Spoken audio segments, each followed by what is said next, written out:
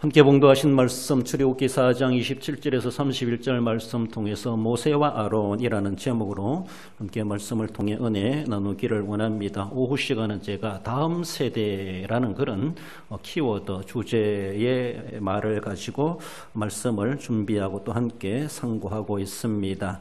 우리가 다음 세대를 우리가 늘 걱정하고 기도해야 된다는 건 늘 생각하며 우리가 몸만 허락되면 나을 수 있으면 나아야 되는데 그게 안 되기 때문에 이제는 어떻게 하든지 간접적이든 영적이든 다음 세대를 우리는 키워내야 될 오늘의 시대의 생존자로서의 책임이 있다는 사실을 우리는 어느 누구도 피할 수가 없다라는 겁니다. 그저 내 혼자 생명 끝나는까지 평안하게 예수님 잘 믿다가 천국 가면 그만이지, 주님 앞에 가면은 책망거리 중에 하나가 너는 어떤 일꾼을 세우고 왔느냐 주님이 물으실 수가 있습니다. 너무나 중요하죠.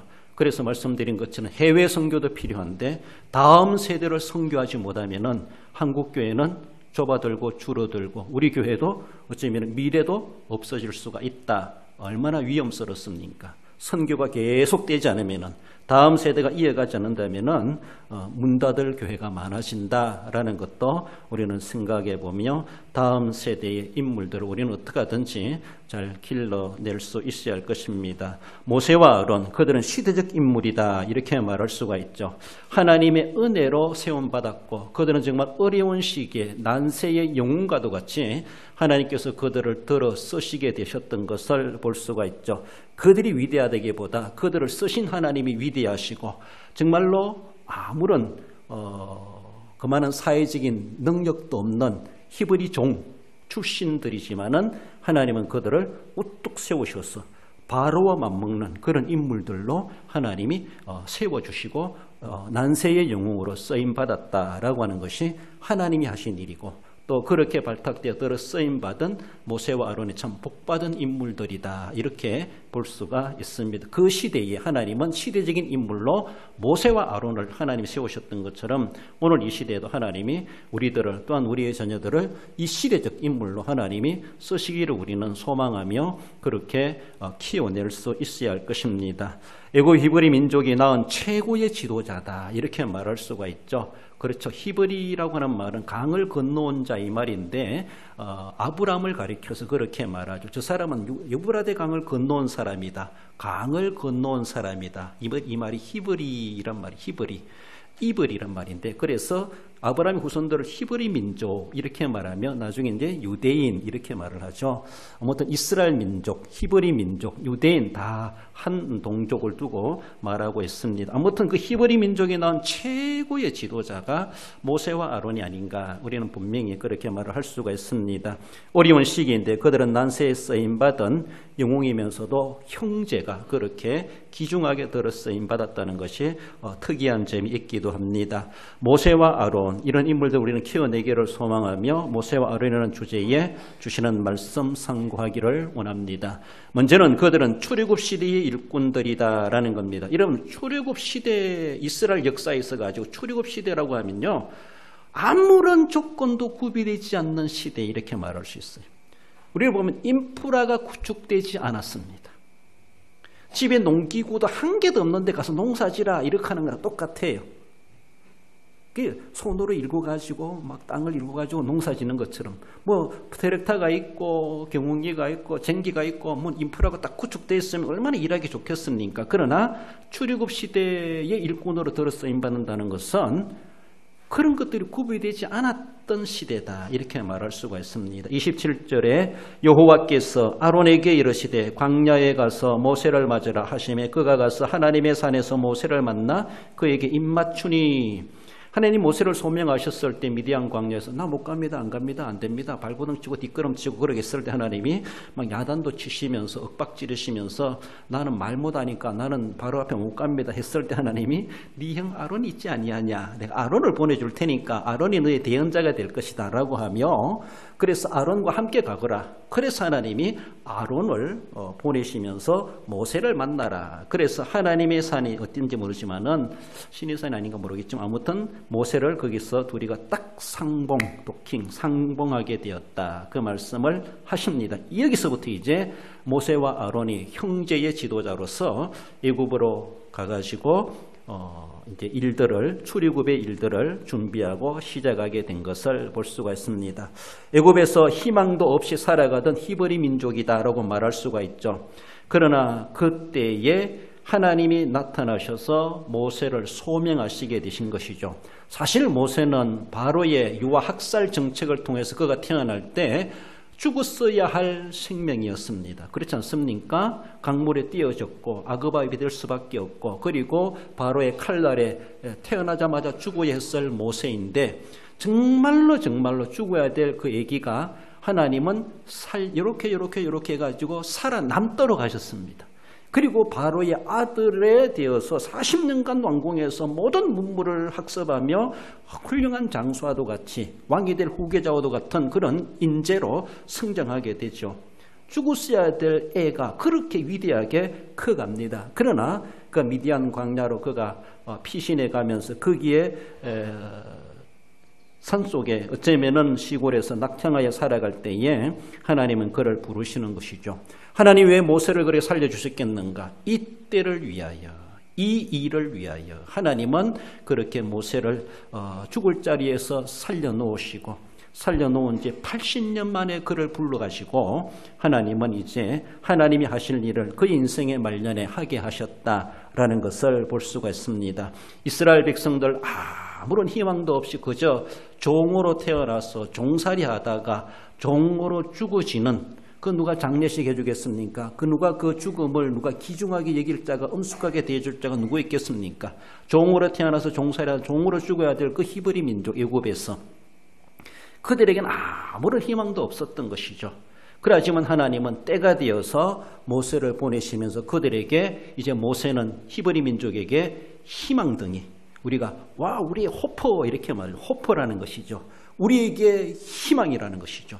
우리 민족의 희망이라는 것이죠. 우리에게 등대와도 같은 인물이라는 것이죠.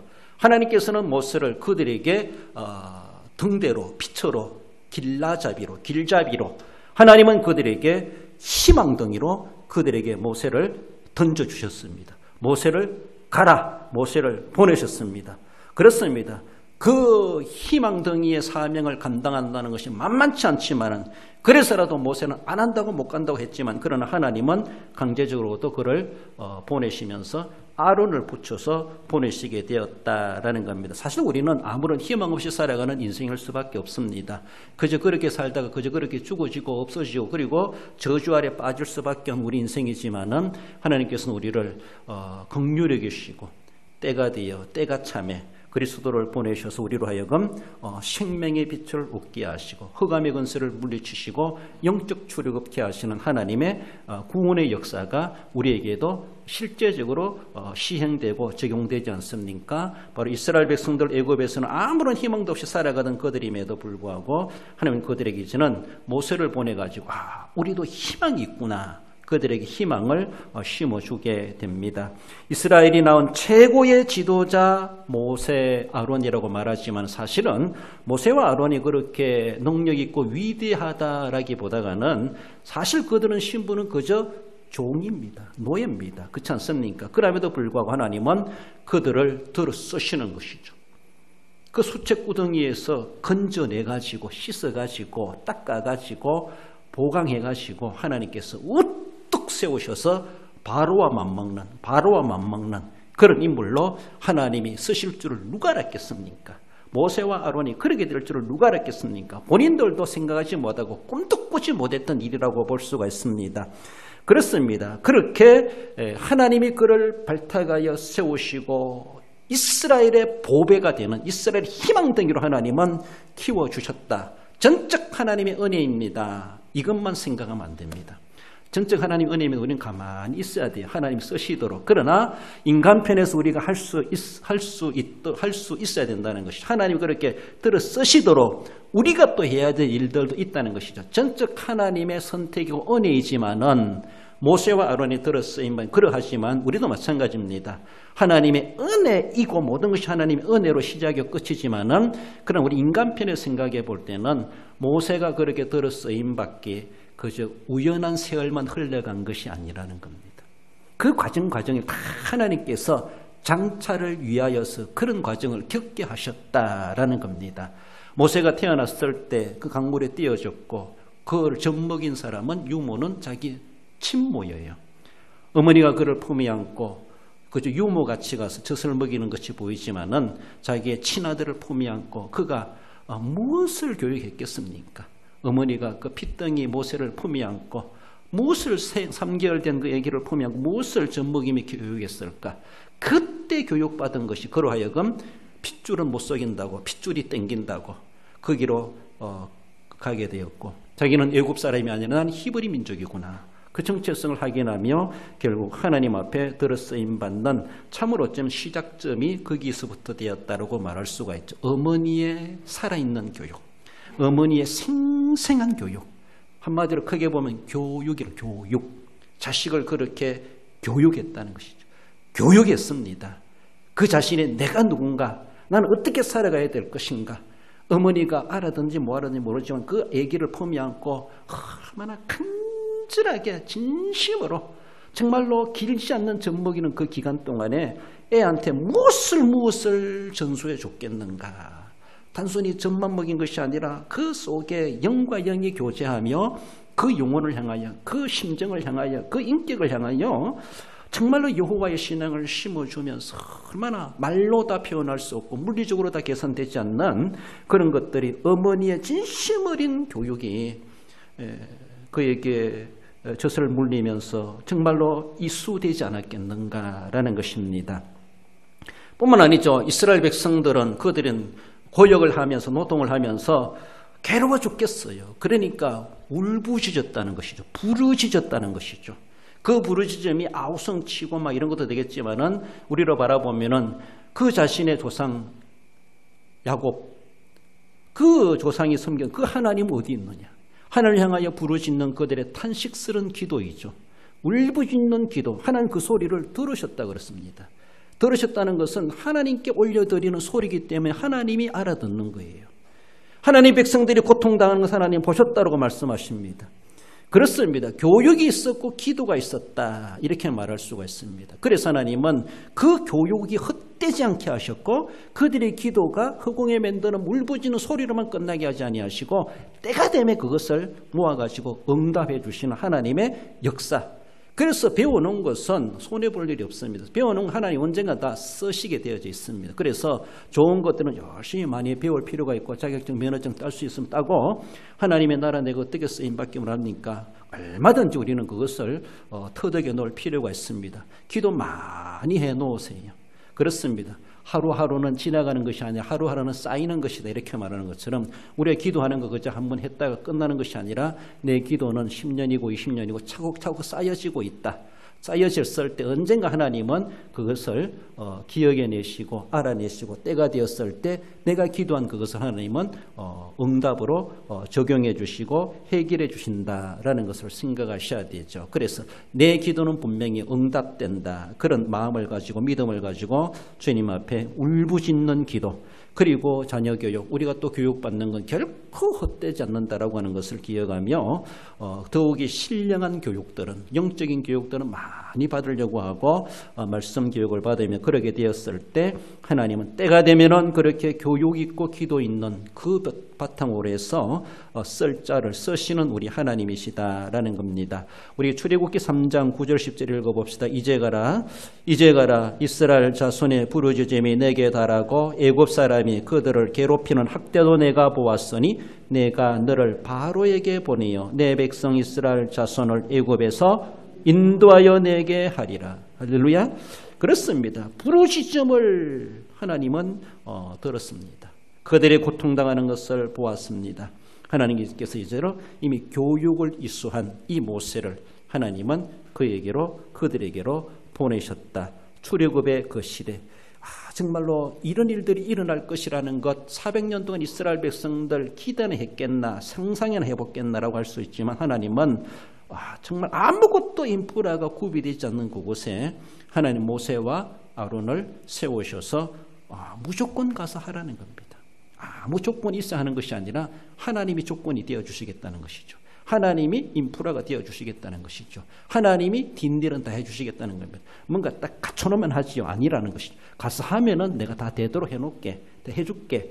뒷일은 하나님 책임진다는 겁니다. 그러니까 돈 주면 뭐 하지 아니라 일 시작해 그럼 내가 돈 대줄게 이 말입니다. 그러니까 믿음으로 가서 하면은 하나님께서 다 눈에 보이지 않지만 다 해결될 수 있도록 하나님은 모세와 아론을 출애굽 시대에 아무런 환경이 구비가 되지 않은 그런 시대이지만은 하나님 그들을 들어 쓰셨다. 그래서 사실은 모세와 아론이 한 것이 아니라 다 하나님이 하신 것이죠.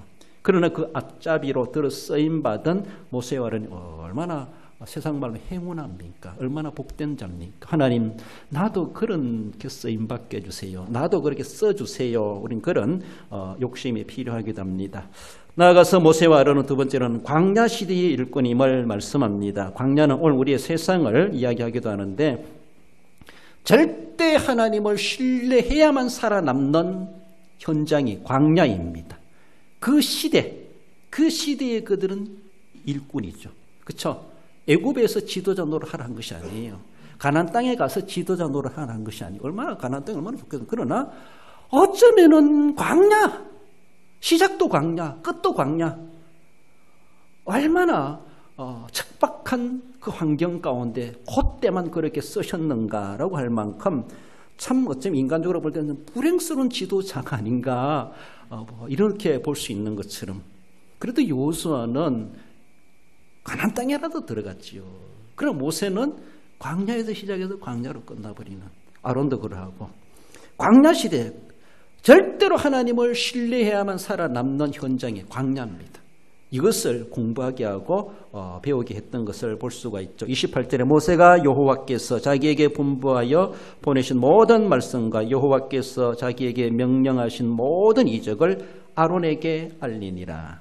아론도 하나님 계시를 받고 모세를 만나러 갔지만 왜 가는지도 잘 몰랐겠죠. 그러나 하나님은 모세를 통해 다 계시하신 것을 아론에게 설명해 주고 그래서 아론과 함께 짝을 이루어 동력하게 하셨던 것을 볼 수가 있습니다. 이때부터 두 형제는 광야 40년간 정말로 동행자, 동반자, 동력자가 되어지고 광야 이스라엘 백성들의 지도자로서 그들은 정말로 죽을 때까지 충성을 아끼지 않는 일꾼이다라고 말할 수가 있습니다. 모세는 아론에게 그 모든 사실들을 다 계획을 설명해 줬고 그리고 모세와 아론은 애굽에 가서 이스라엘 지도자 장로들을 모아가지고 하나님이 이렇게 말씀하셨다. 이런 일을 하나님이 계획하고 계시다. 출애굽을 계획하고 계시다. 가나안 땅에 들어가게 하신다 하시다. 정말로 납득할 수 없는 그런 하나님의 계획이지만은 그래 가서 장로들을 설득하지 않습니까? 설득시키고 장로들은 지파에 가서 일반 백성들을 설득하고 그래서 출애굽을 준비할 수 있도록 그리고 끝으로는 하나님 10가지 재앙을 통해서 애굽에 쏟아부었을 때 이스라엘 백성들이 모세가 한 말이 다 사실이고 실제구나, 실제로 이루어지고 있구나라는 것을 시간이 가면 갈수록 그들은 애굽에서 경험하게 되고 그래서 출애굽에 그들이 참여하게 되었던 것을 보죠. 척박한 땅 가나안 광야에서 온갖 위험이 있고 어려움이 있을 그런 것들이 예상되는 현장이죠. 그런 시대다라는 것입니다. 우리나라도 전쟁통에 태어나서 전쟁통에 희생당하는 사람들, 일제강점기에 태어나서 일제강점기 억압당하며 살다가 생을 마감한 사람들 얼마나 많습니까? 참 불행한 시대에 태어나가지고 불행한 인생의 종말을 구했던 그런 사람들도 없잖아 있기도 하죠. 그렇게 찢어지게 가난할 정도로 그것을 고통을 하며 느꼈던 사람들, 정말 따뜻한 밥 한 끼 제대로 편하게 먹을 날이 없이 살다가 그렇게 가신 분들이 얼마나 많습니까? 그것이 바로 광야 같은 세상이라는 것이죠. 광야가 바로 그렇다는 것이 자기가 무엇을 할 수 없는 있는 그런 형편이 조금도 없는 그러한 모습. 거기에 지도자가 되었다고 생각해 보세요. 백성들은 목마르다, 배고프다, 다리 아프다, 춥다, 덥다, 온갖 요구들이 얼마나 많겠습니까? 수십만 되는 입이 그리고 눈동자들이 모세와 아론만 쳐다보고 있는데 지도자로 세움받은 모세와 아론인들 무엇을 어떻게 하겠습니까? 하지만 그 시대의 지도자가 된다는 것은 얼마나 힘든 그 자리인지, 그 자리 차라리 안 오고 말지라고 할 정도로 어쩌면 그렇게 책임이 막중한 그런 시대였다라는 겁니다. 아무튼 좋은 시대였지만 안 좋은 시대 있기도 하죠. 그런 시대에 그 시대적 인물을 쓰시는 것입니다. 그 시대에도 하나님이 쓰시는 일꾼이 필요하다는 겁니다. 하나님, 나는 좋은 시대에 쓰임 받을래요. 나는 좀 편안한 시대에 쓰임 받을, 나는 해방되면 할게요. 일 다 해놓고 할게요. 온갖 자기 필리를 내세워가면서 하나님의 입장은 온데간데 없고 자기네 입장만 우선시해가지고 되니 안 되니 하니 안 하니 온갖 여러 가지 자신을 앞세우는 그런 모습들이 있지 않습니까? 모세도 안 하려고 했겠죠. 그런 하나님은 억지로라도 하게 하시고 네가 하는 것이 아니라 내가 한다. 그러니까 너는 하기만 해라. 흉내만 내라. 그러면 내가 다 해줄게. 손을 내밀어라. 바다가 갈려지게 돼 있어요. 그렇지 않습니까? 해. 그러면 다 해. 하나님이 다 해주신다는 겁니다. 밑도 끝도 없는 사명 같지만 하나님은 밑도 끝도 없는 사명이 아니라 분명히 알파와 오메가, 시작이고 끝이 있는 하나님, 분명히 목적이 있는 하나님, 후회가 없으시고 시근치 않으시는 하나님께서 모세와 아론을 그렇게 광야에 앞장 세워놓으시고 그 일들을 하나님을 대리하는 자로 하나님은 그렇게 사용되게 하셨다라는 겁니다. 척박한 광야이면서도 무엇을 구할 것도 없고 먹을 것도 없고 마실 것도 없고 쉴만한 그늘도 없는 그런 광야 생활이 그들의 삶이고 거기에서 지도자가 된다고 하는 것은 얼마나 힘들겠습니까? 백성들인들 종사려만 해가지고 와가지고 뭔가 수동적이죠. 긍정적으로 자기가 자발적으로 할 줄을 모르는 것이 종들의 모습입니다. 그렇지 않습니까? 종들은 눈 주인의 눈치만 보면서 요리 빼고 조리 빼고 시간만 채우고 해만 해맞이기를 기다리는 사람들이에요. 능동적으로 할 줄을 모르는 것이 속달이 안 된 사람들입니다. 요거 시키면 그것만 딱 하고 할 일 없는 것처럼 생각하는 사람이 종들입니다. 전번에 독일에 갔을 때 독일이 이제는 동서가 이제 통일이 돼가지고 됐잖아요. 그러나 서독은 민주주의고 동독은 사회주의였잖아요. 사회주의는 배급을 받잖아요. 그러니까 그때 안재현 교수님이 그때 선교사로도 갔다 오셨고 이제 갔는데 저것들은 사회주의 습성이 남아가지고 말 안 하면 안 한다는 거예요. 식당에 가도 손님이 와서 물 좀 갖다 줘야 되는데 물 갖고 와야 가져온대요. 사회주의 습성이 그렇다는 거예요. 시켜야지 하지 안 시키면 안 한다는 거예요. 우리는 주인이 자발적으로 와서 필요한 거 없나요? 반찬 더 드릴까요? 하기도 하는데 이것이 좋은 식당이고 좋은 서비스인데 사회주의 습성이 있는 사람들은 안 시키면 안 한다는 거예요. 내가 왜 해? 더 하나 안 하나 배급은 똑같다는 겁니다. 이런 익숙해 있어가지고 자발적으로 할 줄 모르는 자발적으로. 우리는 민주사회에 살면서 사회주의 습성을 가지고 살아가지 않습니까? 예수님을 믿으면서 좀 자발적으로 믿어야 되는데 꼭 가르쳐야 되고 당번돼야 하고 맡겨야 하고 잔소리해야 하고 막 그런 것은 정말로 영적 사회주의나 똑같아요. 종들이 그렇다는 것이죠. 더 하나 안 하나 하루 일당은 똑같고 아무튼 주인 눈치 피해가지고 쉬는 것이 대수다라고 생각하며 그렇게 해왔던 오합지들과도 같은 이스라엘 백성들 광야에 내보내 놓으니까 모든 것이 모세만 쳐다보고 있어요. 저들 스스로 할 줄 모르고 모세만 쳐다보고 있어요. 추마 자기들이 나무 주워 와서 불 좀 피우든지 하든지 하고 그늘도 짓고 하면 좋은데 모든 것 다 해달라는 모든 것 다 해달라는 거. 오합지들 이 백성들을 보면서 모세도 얼마나 화가 나겠습니까? 그런 시절에 그런 재성의 인간들을 모아놓고 지도자가 된다는 것은 지도자 노릇한다는 것은 그만큼 쏘가리가 큰 거예요. 정말로 쉽지 않은 겁니다.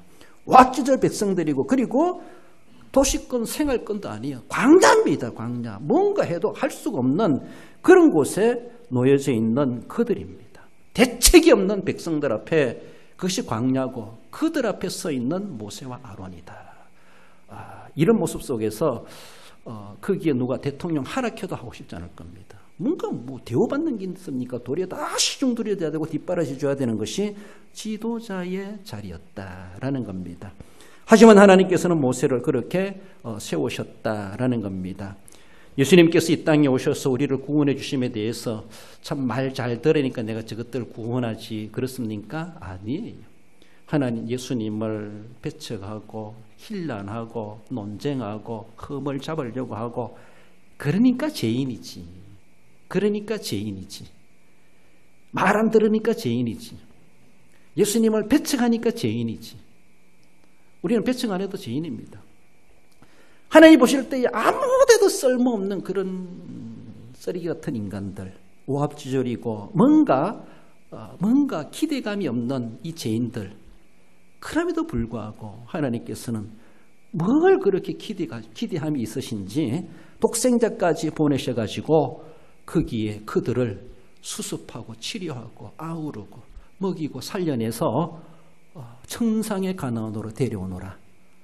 우리 하나님께서는 모세를 보내신 것처럼 예수님을 보내셔가지고 우리들 하여금 그들 거기에 종살에 거기서 애굽 땅 종되었던 곳에서 태어나서 애굽 땅 종으로 죽게 하지 말고 그들을 끄집어내서 와주줄 같은 인간들이지만은 어떡하니 그들을 가나안으로 데려가거라.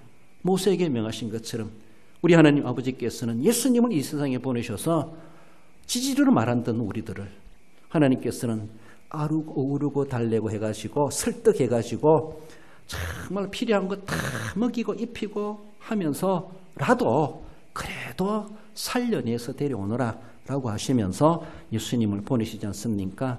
그렇게 하시기 위해서 주님은 십자가에 달리시기까지 마다하지 아니하시면서 우리를 천상의 가나안에 데려가기 위해서 그렇게까지도 희생하셨다는 사실을 우리는 기억해야 됩니다. 모세의 사역이 바로 예수 그리스도의 장차 일어날 구속의 사역을 예표하고 있다고 하는 것을 말씀하고 있습니다. 광야 시대의 시대적 인물이라는 것이죠. 오늘 이 시대가 바로 광야 시대와 다를 바가 없고 우리는 그저 호의호식하며 대우받는 그런 직분, 그런 자리가 아니라는 것이죠.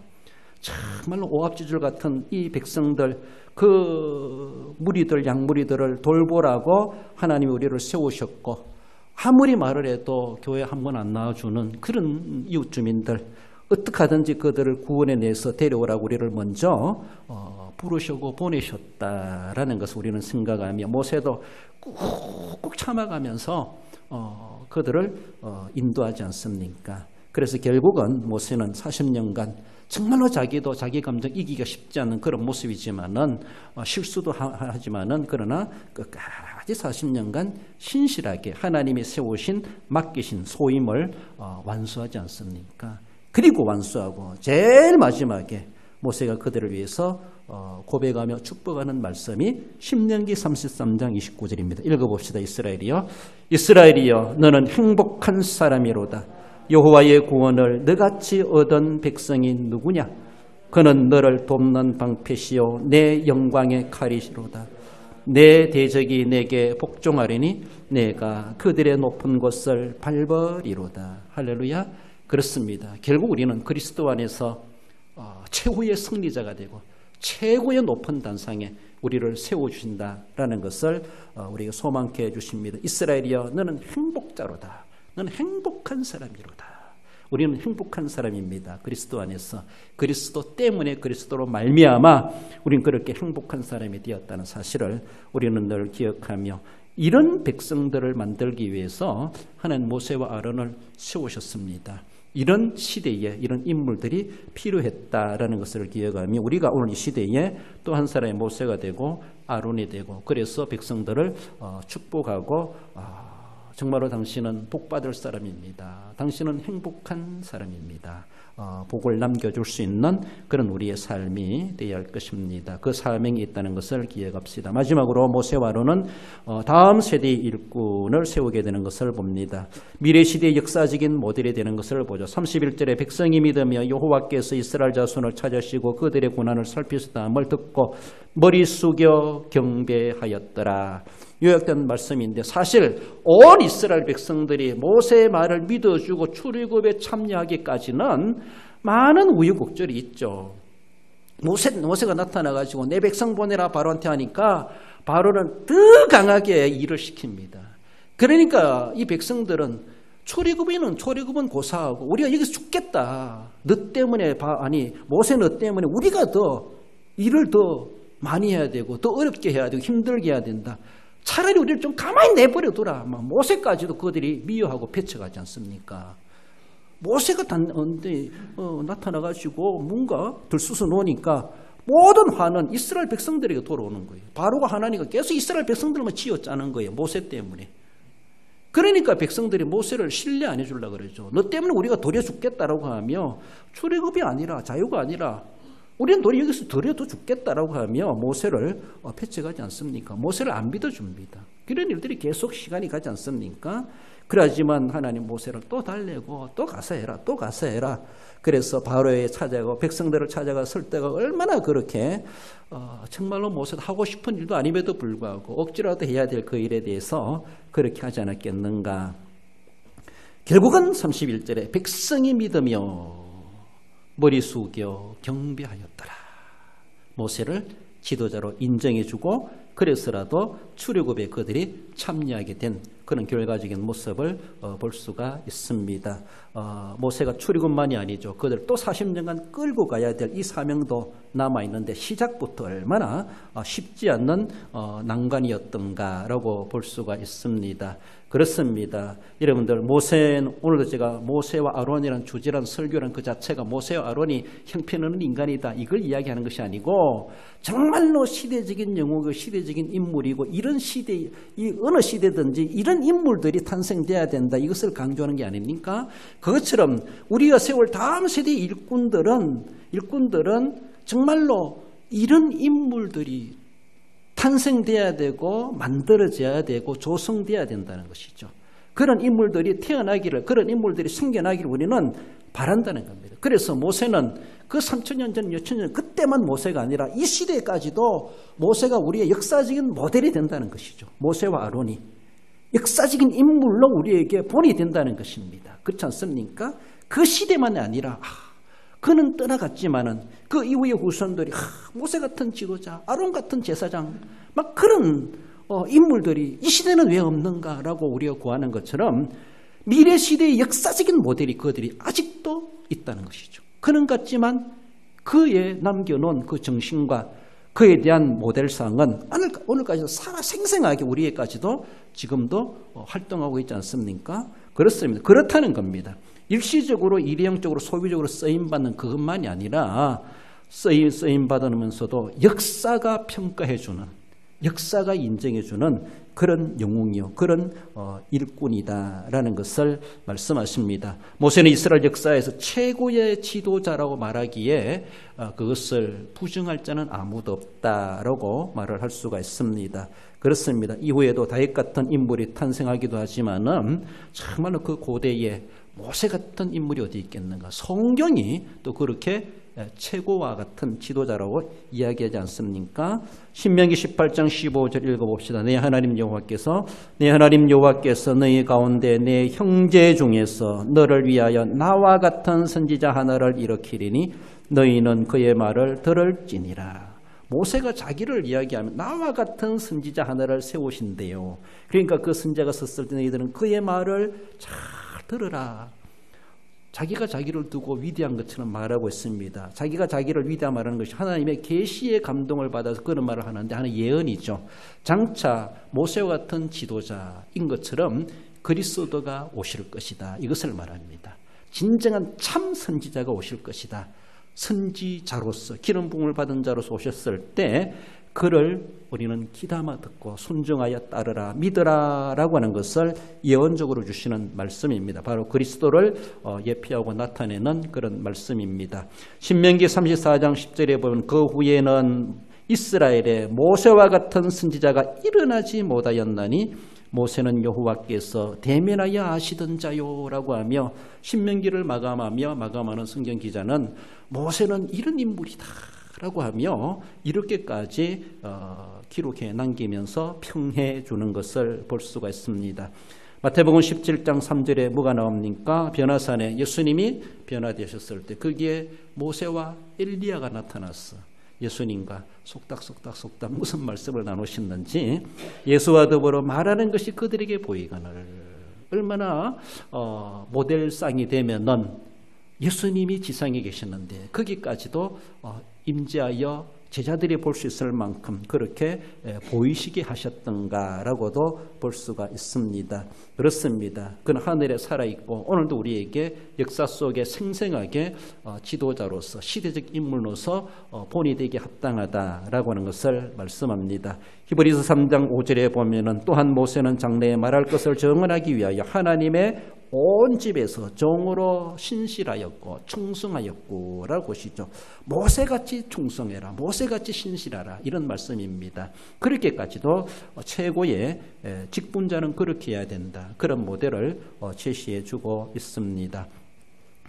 신명기 34장 9절 읽어봅시다. 마지막 모세가 이제 하는 일이 있죠. 모세가 시작. 모세가 눈의 아들 여호수아에게 안수하였으므로 그에게 지혜의 영이 충만하니 이스라엘 자손이 여호와께서 모세에게 명령하신 대로 여호수아의 말을 순종하였더라. 모세가 마지막으로 이제 행한 그의 마감하는 사역은 그의 후계자를 세우고 하나님 앞에 부름받게 되었다라는 사실을 말씀하죠. 결국은 그도 다음 세대를 세워놓고 하나님의 부름을 받게 된 사실이죠.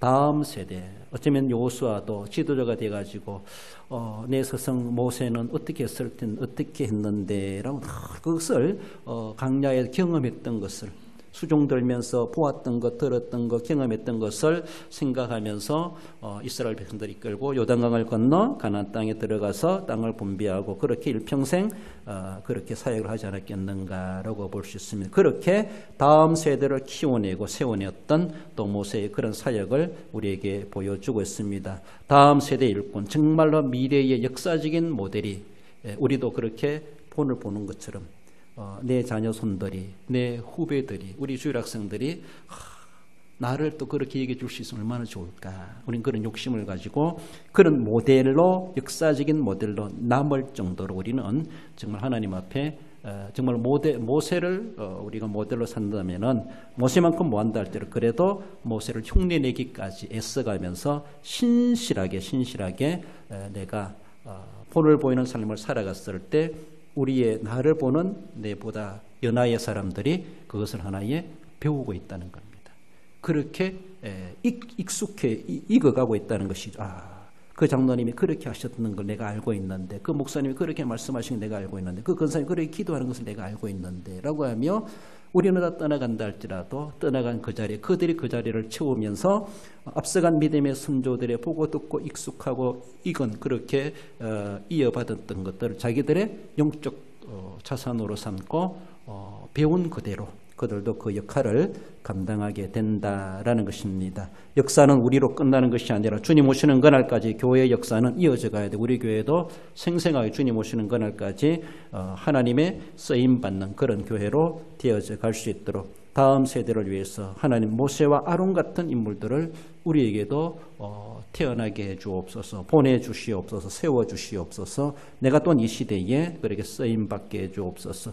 출애굽 시대이든 광야 시대이든 어떤 시대를 막론하고 오늘 내가 살아있다는 그 자체가 하나님 앞에 너무나도 소중한 일꾼으로 쓰임받기 합당한 일꾼이다라는 것을 기억하시면서 맡겨주시든지 안 맡겨주시든지 하나님 앞에 정말로 귀중하고 소중하게 스스로 자원하여 혼신하여 시대에 귀중하게 들어 쓰임받으시는 우리의 모습들이 되어야 할 것입니다. 결론적으로 읽어봅시다. 애굽 땅 종된 이스라엘 자손을 위해 모세와 아론이 시대적 일꾼으로 쓰임받은 같이 시대적 책임에 충실하여 다음 세대의 일꾼을 키우며 역사적 본보기가 되기에 합당한 성도가 됩니다.